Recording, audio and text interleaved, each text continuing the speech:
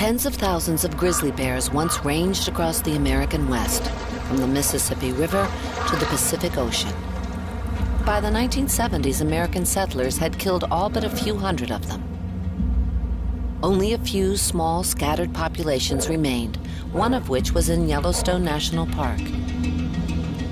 Yellowstone's towering peaks and rolling ridges are today home to nearly 600 grizzlies, including 2 young bears who are struggling to survive in an unforgiving landscape.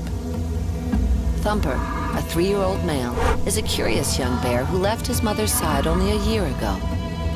While he may one day grow into a dominant bear, today he must survive on his own in a valley teeming with predators and prey.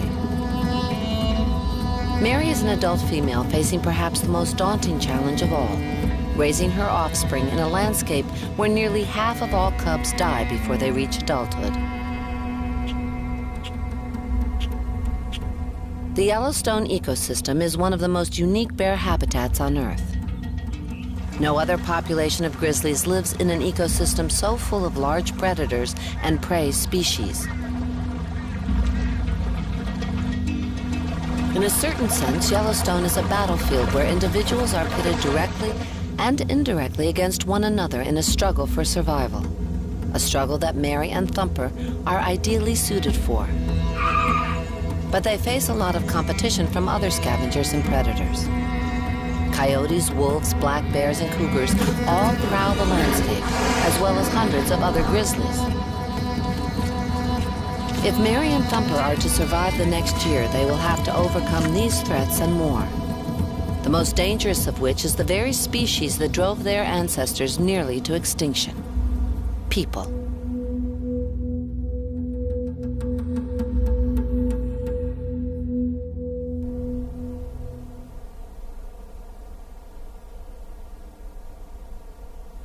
Mary disappeared into her alpine den alone last fall. Now, in late April, she's emerged back into a snowy world with 2 tiny cubs in tow.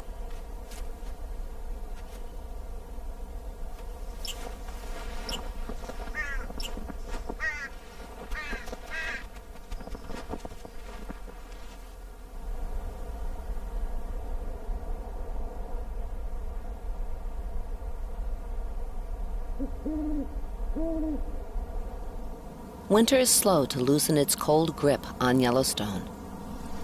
The ice and snow will remain well into May this year.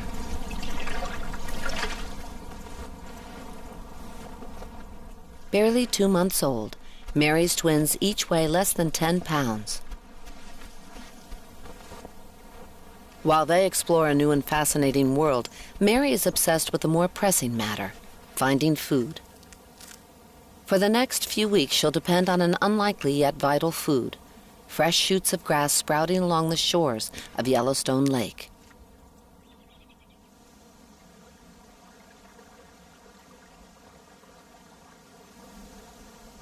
Mary ate no food and drank no water during the 6 months she spent in her den. Her body fat kept her and her newborn cubs alive. Now, she must regain more than 100 pounds of fat during the next 6 months. If she doesn't, she and her cubs will starve to death next winter.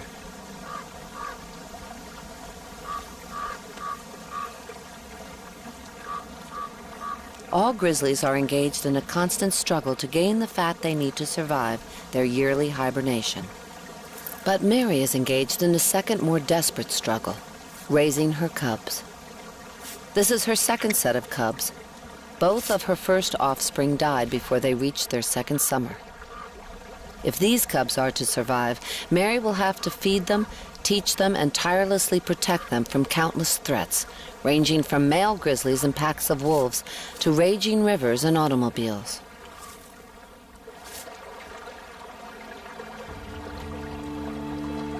Located 30 miles to the north of Mary's lakeside home is Lamar Valley, which is some of the most productive habitat in Yellowstone.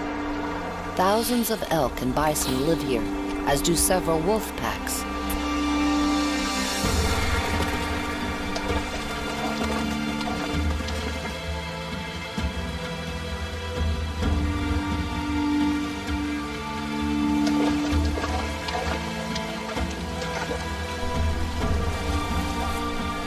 It's here, in the middle of a valley that is commonly called the Serengeti of the West, that the young grizzly called Thumper lives. Like all grizzlies, Thumper is remarkably intelligent, but because he is only 3, he's also surprisingly curious and playful. Watching him now, it's hard to imagine that one day he may grow to be a mighty adult male, the most powerful creature to roam the valley. He's got a lot of maturing and learning to do if he's going to survive long enough to fulfill this destiny.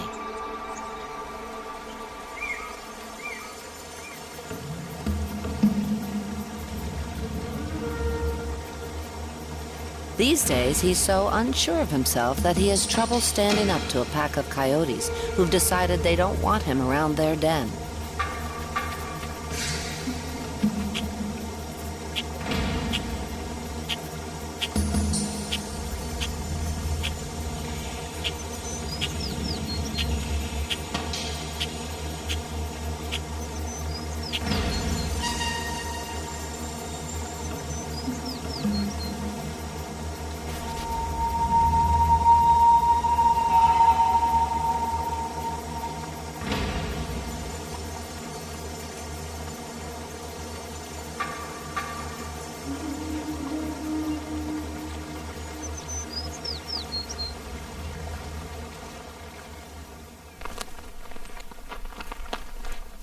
The bulk of Mary and Thumper's diets comes from grasses, roots, pine seeds, and berries.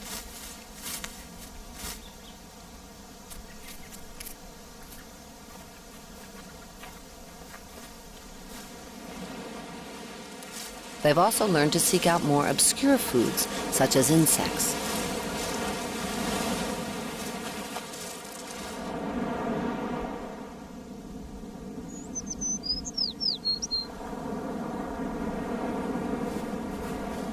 But in early spring, many foods aren't yet available. What is available is the most nutritious food, meat.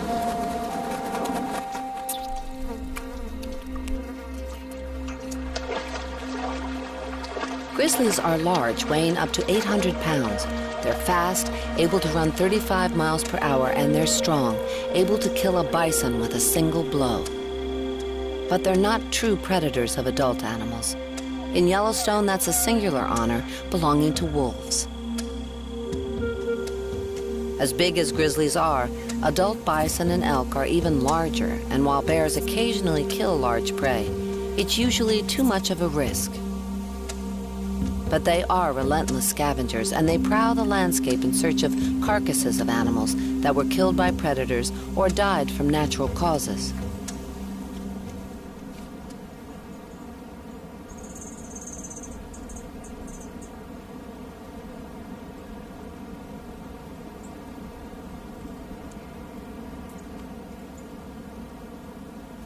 Mary's twins are steadily growing in both size and rambunctiousness. And she's kept them safe so far, possibly because she has a unique factor working in her favor. The 2 greatest predators of cubs are adult male grizzly bears and wolves. Mary lives in an area where she is not very likely to encounter either of these, along a road. Mary may have made a conscious decision to live here, knowing she would encounter fewer threats to her cubs. But by living in such close proximity to humans, she has inadvertently exposed her twins to an even bigger danger. Conflict with humans is the leading cause of death for grizzlies, so Mary is taking a gamble by living here.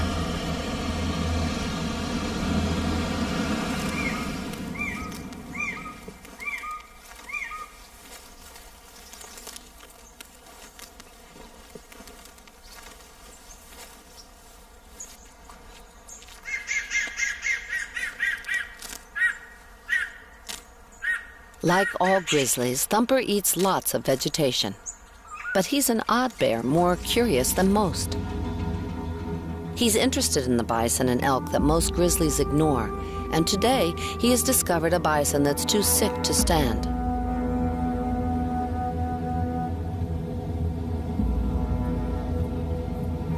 He senses the old bull's vulnerability and wants to attack.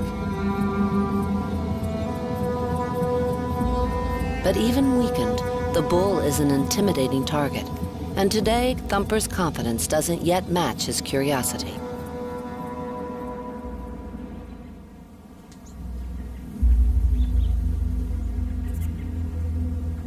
Having passed on the opportunity to prey upon an old, sick animal, Thumper now takes a shot at the next best thing, a young animal. He's trying to separate a newborn calf from its mother, and his strategy appears to be working.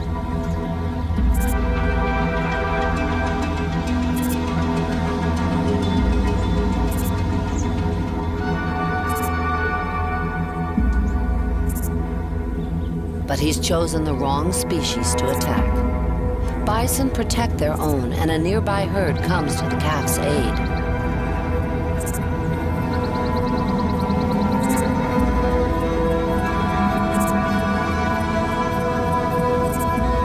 Even a full-grown grizzly is no match for a herd of bison, so Thumper must quickly retreat or risk being gored.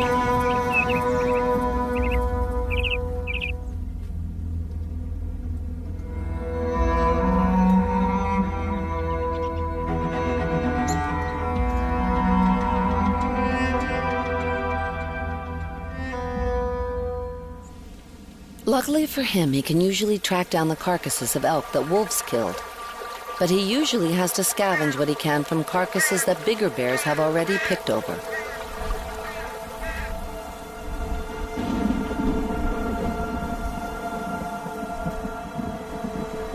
This large male grizzly has been eating from this elk for 3 days, sleeping on it to keep other scavengers from stealing a bite.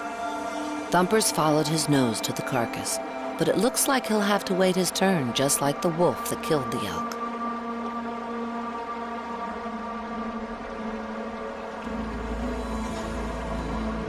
But he shockingly decides to take a huge risk by challenging the bigger bear.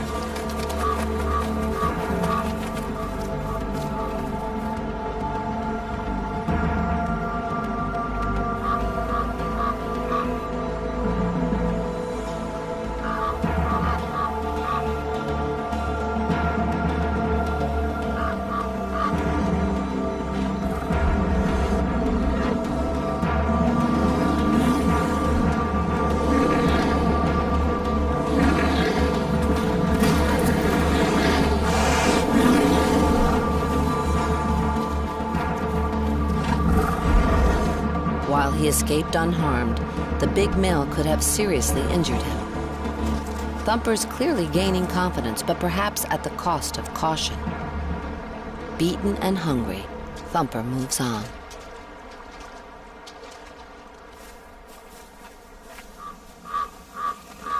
The carcass he tracks down the next day is more promising, with no other grizzlies in sight. His only competition is a black bear that he's nearly twice as large as. But what happens next is unheard of.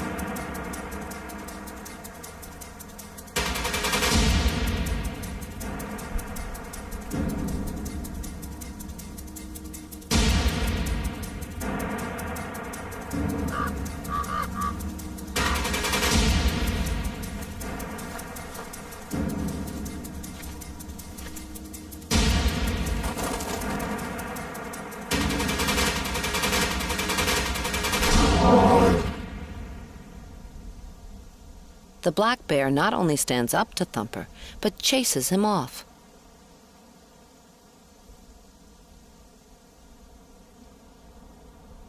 It seems as if losing the fight with the big male grizzly has wrecked his confidence. If Thumper's going to survive, he can't afford to be losing these battles, and if he is ever to fulfill his destiny of becoming a dominant grizzly, he'll eventually have to defeat another bear.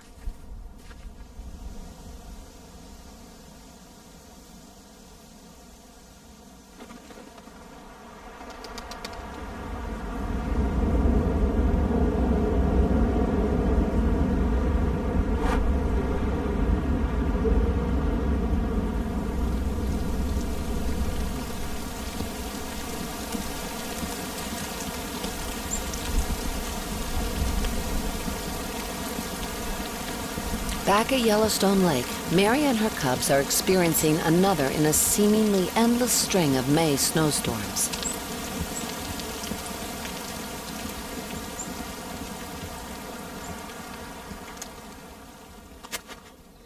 The family is able to avoid some threats by living near a road.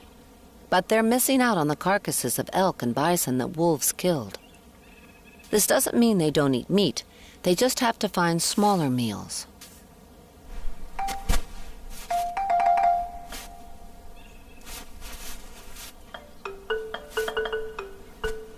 Squirrels, voles, and mice provide the family with vital sources of protein.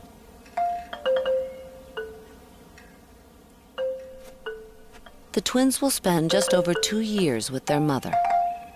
During this time, they'll have to learn everything they'll one day need to survive on their own. Many of the foods they'll rely on are only edible or available for a short time, and often only in specific areas, and Mary will teach them where and when they can find these staples.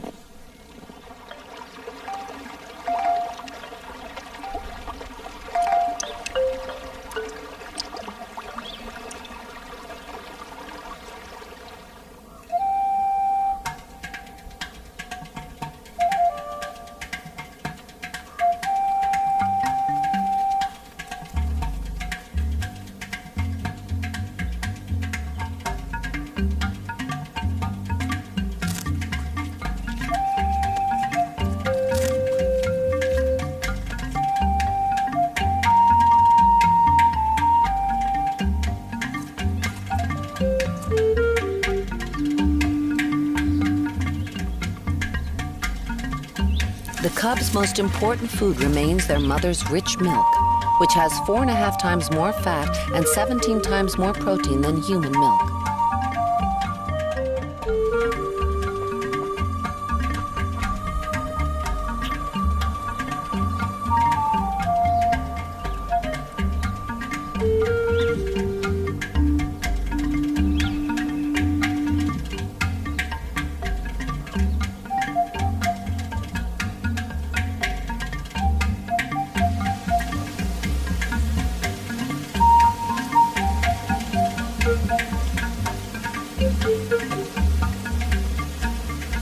Now 3 months old, Mary's cubs are steadily growing, and so far their mother's been able to protect them. But a perilous time of year has arrived. The grizzly's mating season stretches from late spring to early summer.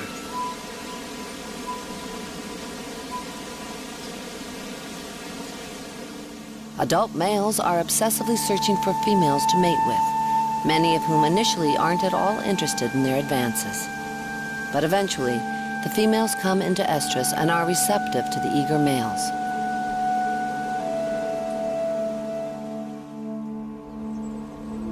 It was a year ago in a sheltered cove that Mary mated with her cub's father.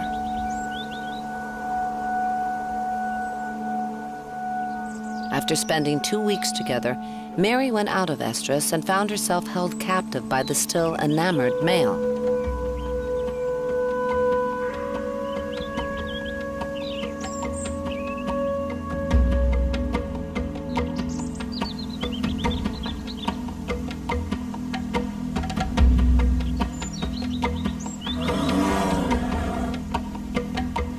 Her only way out was to meet force with force.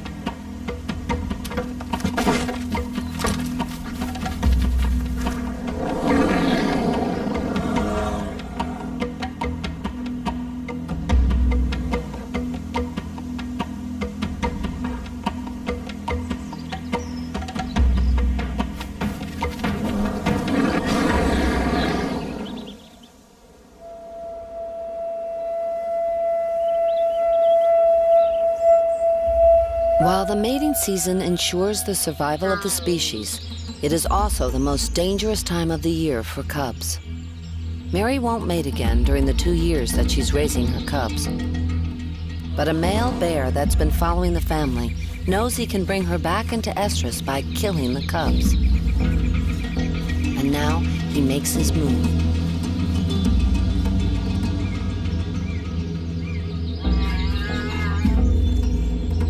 But a cub's frightened cry puts Mary into action. And for now, she's able to chase him off. But he'll be back.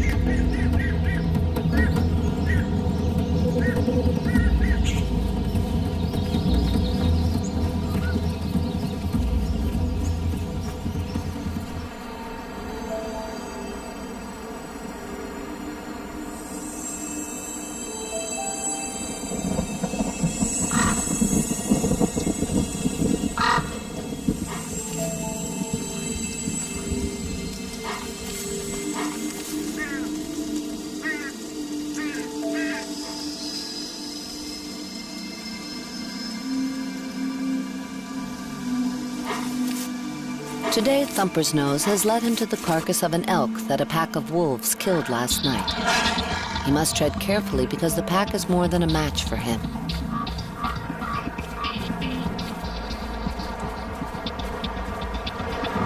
But he's in luck. He only has to confront one wolf. This is a fight Thumper can win.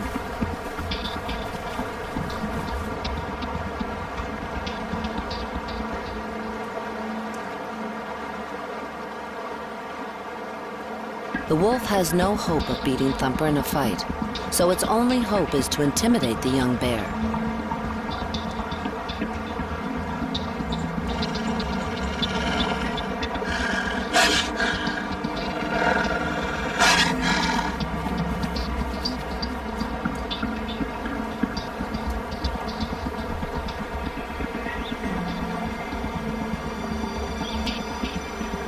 When that fails, he tries to get one final bite of meat.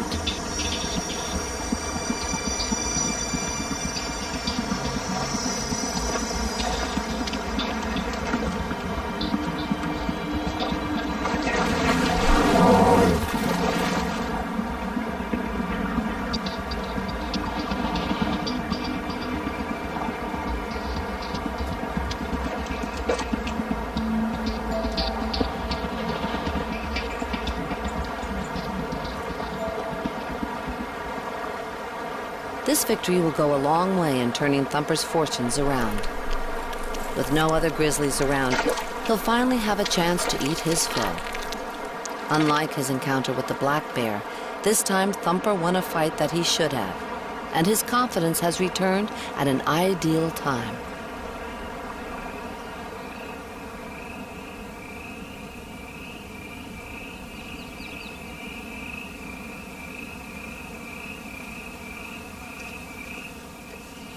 It's now early June, and elk throughout the ecosystem are giving birth. For grizzlies, this is a bountiful time of year. Thumper's scouring the landscape, searching for and pouncing on the helpless calves.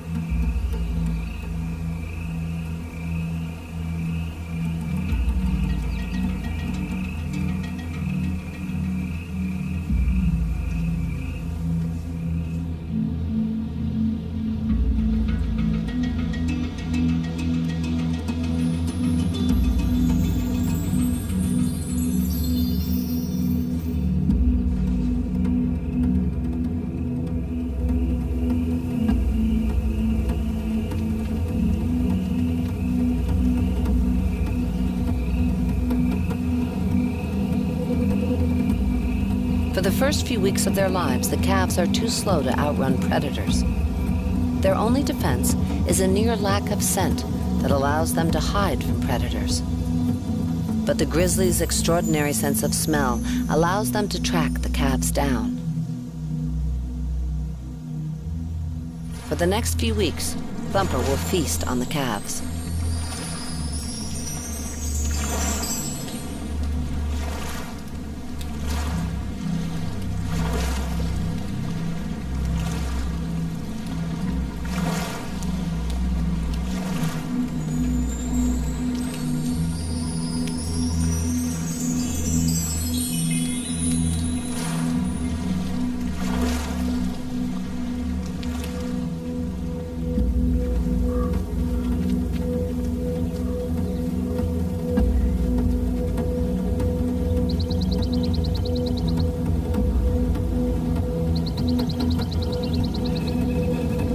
Is also hunting calves, and with 2 cubs to feed, she's persistent.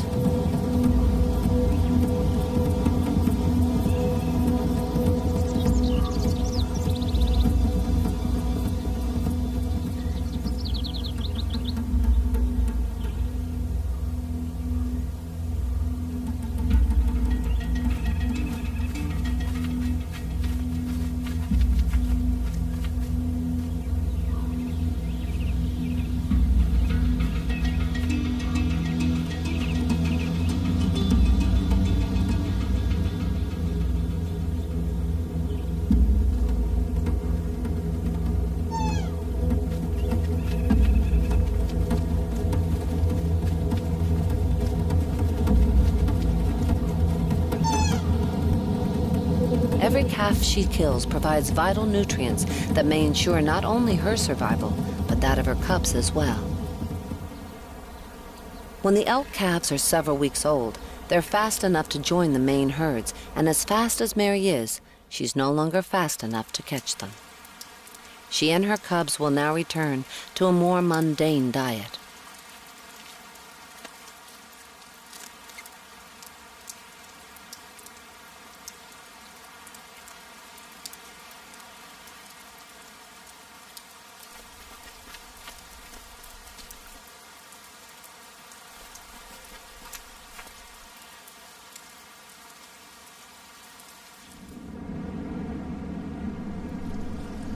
Living near roads helps Mary avoid male grizzlies and wolves. But she's traded these two dangers for another deadly threat. The lake area is popular with grizzlies and people. In addition to roads, there are also campgrounds, stores, and houses.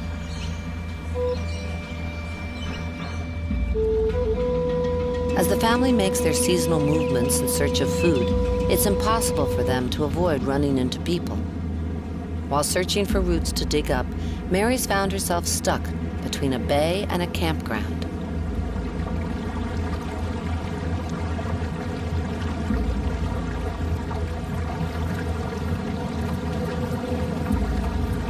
Her cubs' reluctance to swim the channel funnels them towards the campground and trouble.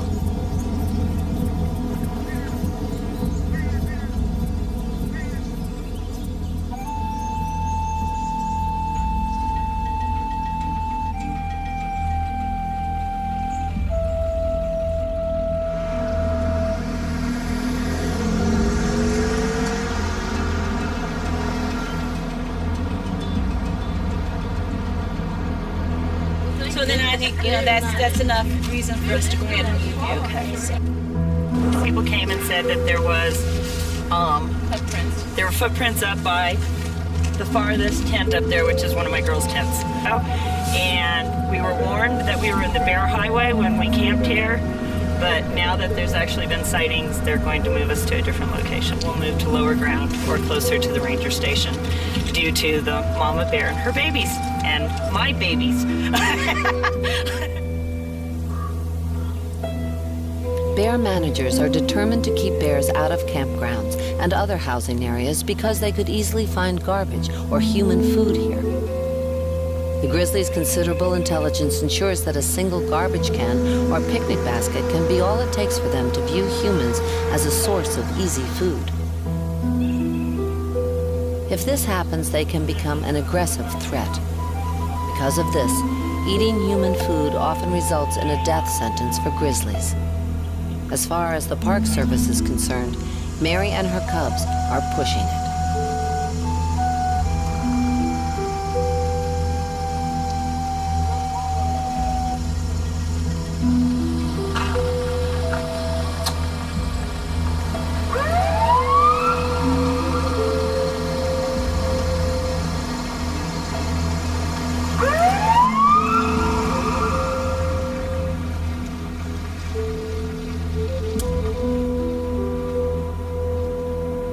That worked. Not for long, send it back.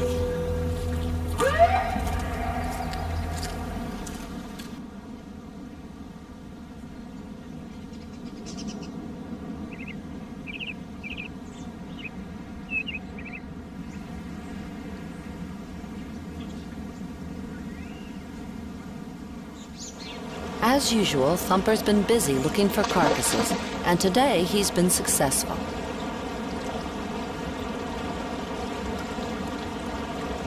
But he's shown up wearing a troubling accessory. Park bear managers captured him a week ago and put a radio collar on him so they could track his movements.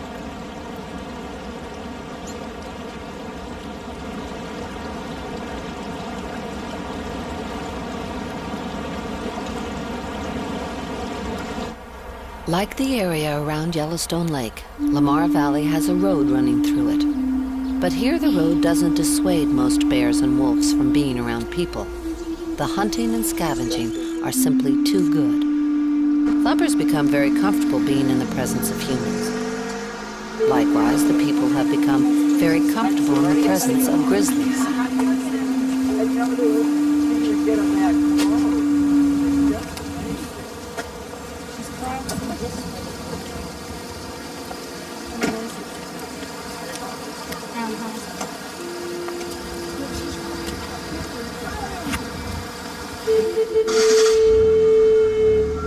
For a curious young bear like Thumper, this is a dangerous situation. And the careless actions of park visitors have gotten him into serious trouble. A year ago, 2 campers illegally left food in their unoccupied tent at Pebble Creek Campground. Other campers videotaped what happened next. They're still in bed, and this is a bear that just trashed somebody's tent. Looking for food.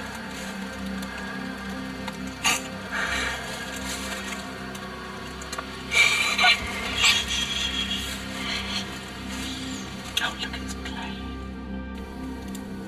Attracted by the odor, Thumper dismantled and thumped the tent.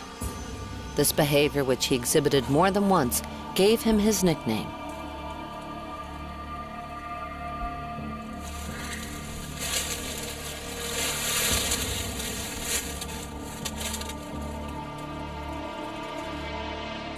After trying to trap him for some time, the managers finally caught and collared him to track his movements. And what they've learned is tragic.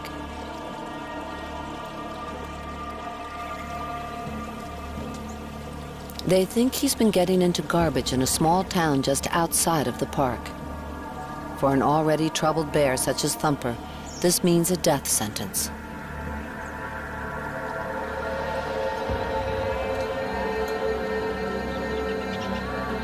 Situation is, there is a very good chance that this bear will be killed. It will be, we wouldn't find an acceptable place to put it, and we'll have to kill the bear. And that's the reality.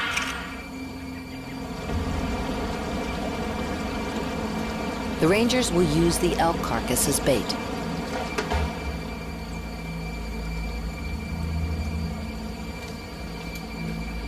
Once trapped, Thumper will be removed from the park.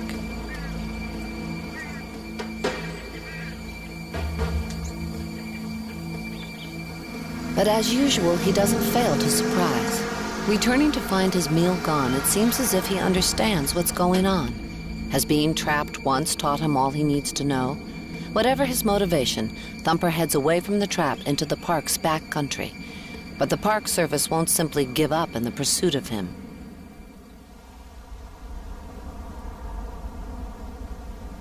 Back at Yellowstone Lake, Mary and her cubs are still running afoul of park rules.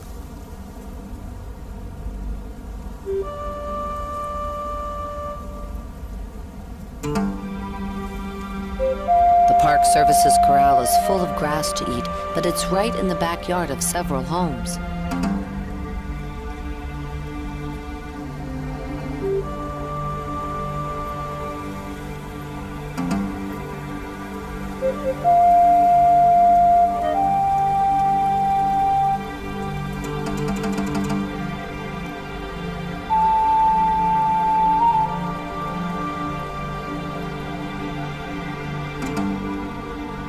This time, the park rangers use more drastic measures.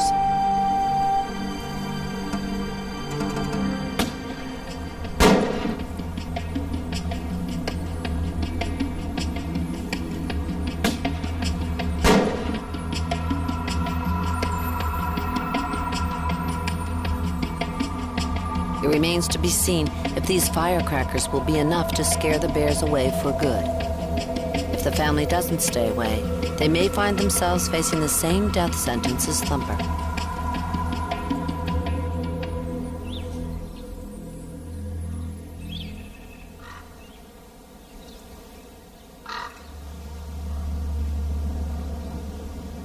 Every year in late July, over 100 grizzlies begin flocking to several of the region's most foreboding peaks and ridges. They come in search of a seemingly insignificant food source: moths. Millions of army cutworm moths travel from the plains to a handful of 11,000-foot peaks every summer.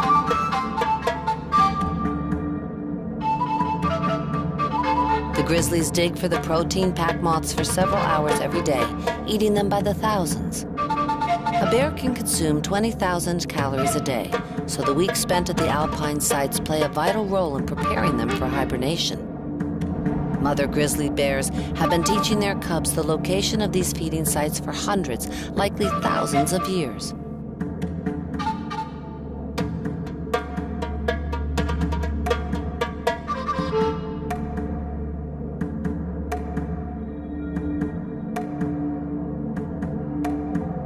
Up here, it can seem as if grizzlies have all the space and wilderness they need. It's easy to forget that their habitat is in peril.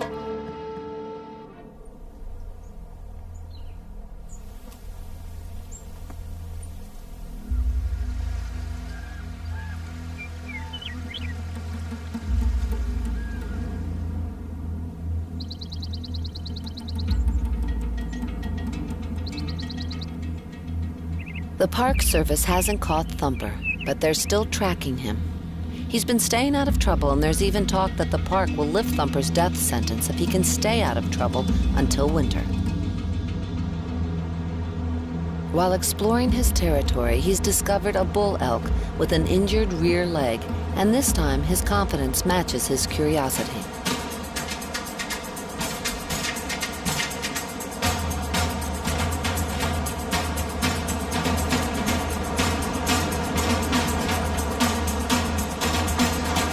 But even injured, the elk is too strong to take down. Thumper's come up short again.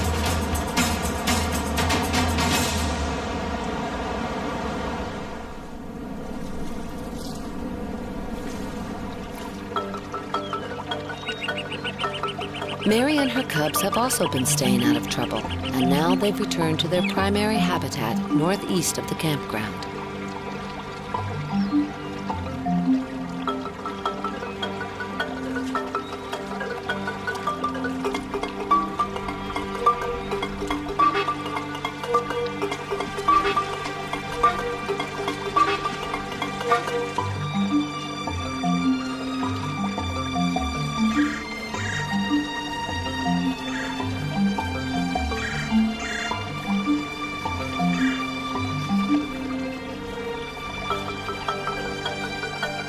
The family isn't trying out any radical hunting techniques like Thumper.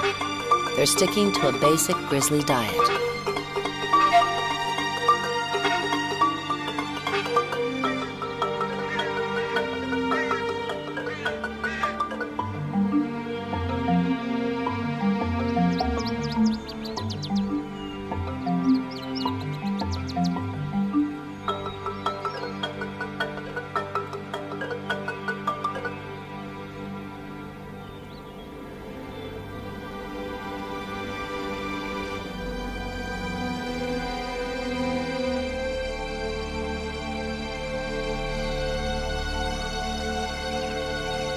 While the twins have grown dramatically, they remain vulnerable. The male grizzly that Mary defended them from last spring is again following the family. This time she asserts her dominance without having to raise a paw.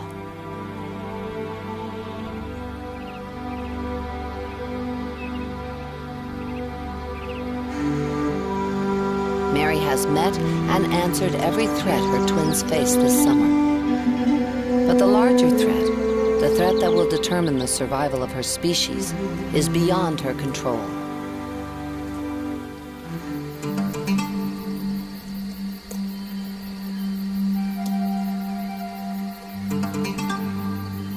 Both Mary's and Thumper's interactions with humans nearly led to their deaths this year.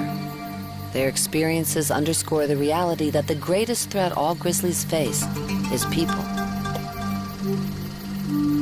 Grizzly bears will survive only if we humans allow them to, only if we accept their presence.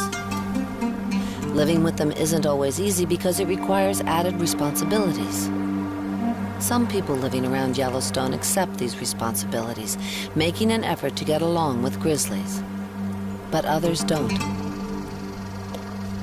And the same forces and views that push the grizzly to the brink of extinction persist today.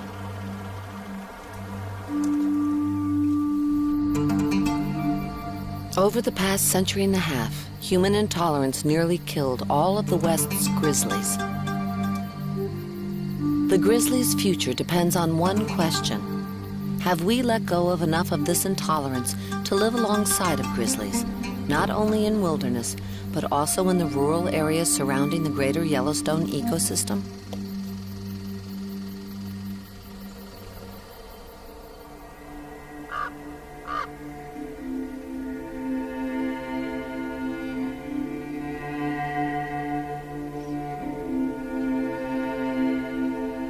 In late August, a vital food begins attracting animals from across the ecosystem. Whitebark pine trees growing in stands above 8,000 feet produce highly nutritious seeds, and this year they've grown a bumper crop.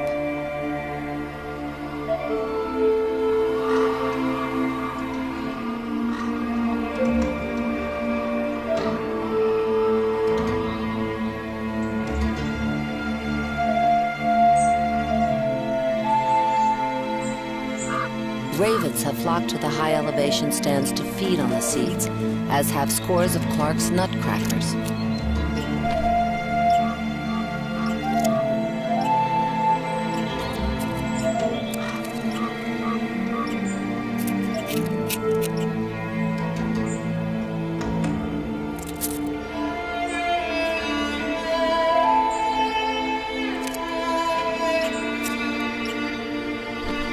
Rather than simply eating the seeds, the nutcrackers collect and store them in small holes they dig throughout the forests.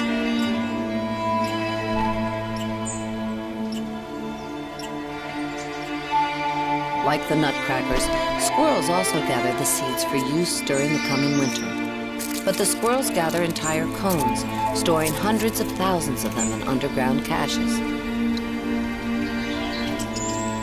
These stashes of cones, intended to help squirrels survive the coming winter, also help grizzlies in their quest to fatten up.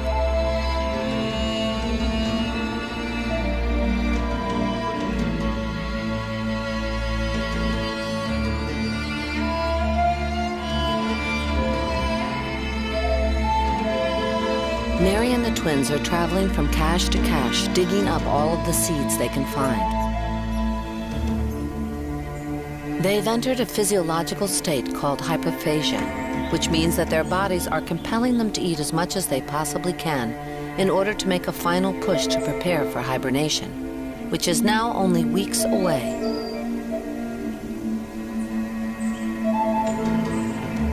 Grizzlies aren't the only bears searching for seeds. Black bears have also trekked up to the white barks. But unlike their cousins, they don't have to depend on squirrels to gather cones. They simply climb into the tops of the trees and gather them themselves.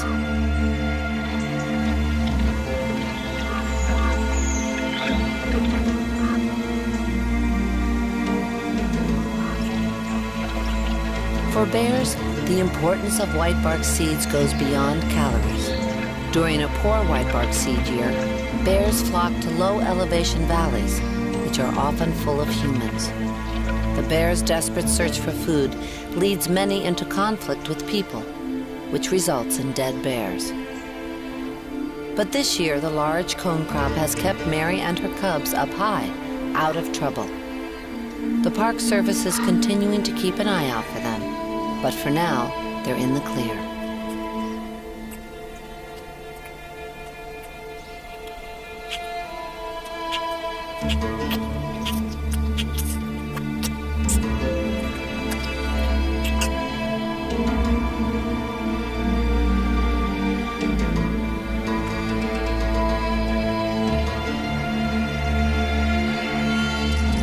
Mary's greatest success is the survival of her cubs, and while she will protect and teach them for another year, keeping them alive until fall has been an important accomplishment. It looks like the second time around may be the charm for her.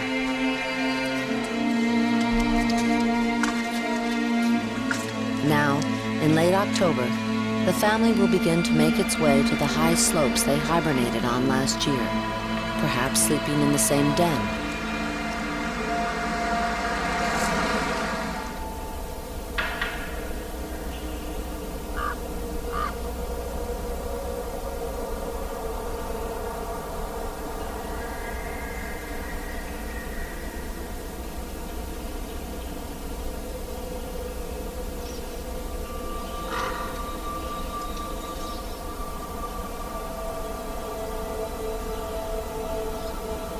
While Mary's returning to her den now, Thumper will wait several more weeks before he travels to his den.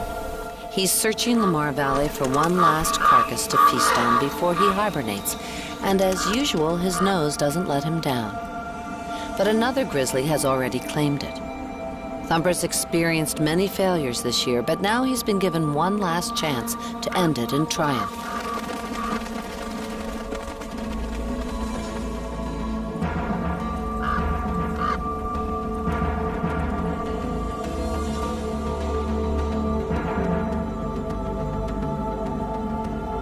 Unfazed by the other bear's charge, Thumper finally asserts himself.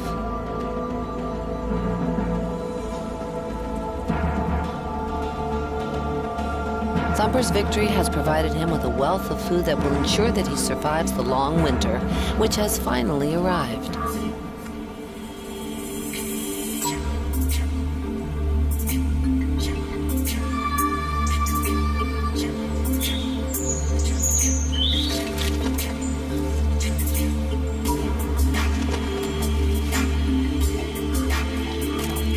Before entering his den, Thumper makes one last stop in a high white bark pine stand and eats his final meal of the year. Only now he's shown up without a radio collar. It's fallen off earlier than the Park Service intended, and its absence is significant. Because he stayed out of trouble since early June, the Park Service has lifted his death sentence.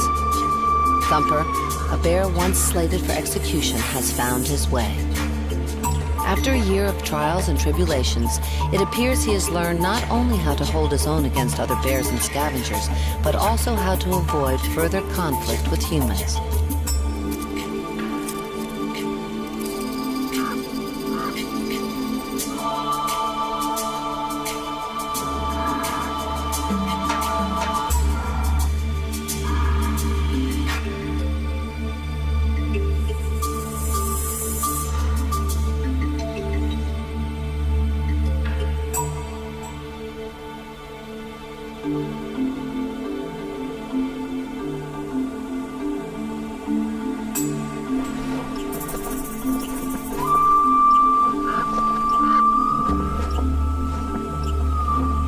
The urge to hibernate has been growing stronger and stronger, and now Thumper, barely able to stay awake, can no longer hold it at bay. The time to sleep has come. But he will go into his den a changed bear, no longer an insecure youngster. He's now a seasoned adult who may one day become the dominant bear in the valley after all. His survival is a testament to both grizzlies and people. Each species has made a bit of a compromise. Each has learned to accept the presence of one another. Each has agreed to share the wild heart of the West. Mary and Thumper's ancestors evolved to survive on the open tundra landscape of the Ice Ages.